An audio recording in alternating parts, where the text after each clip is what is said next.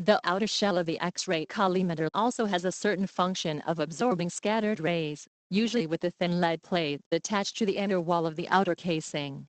The X-ray collimator also features a filter plate replacement track that filters out soft rays. The structure has an upper plug type and a lower port insert type. There is also an upper dial changeable type, in which several commonly used filter plates are mounted on a disc, and which one is used, it is turned to the bottom of the window. The X-ray collimator is constructed with a flange attached to the X-ray tube, a connecting hole, and an X-ray collimator mounting flange and platen.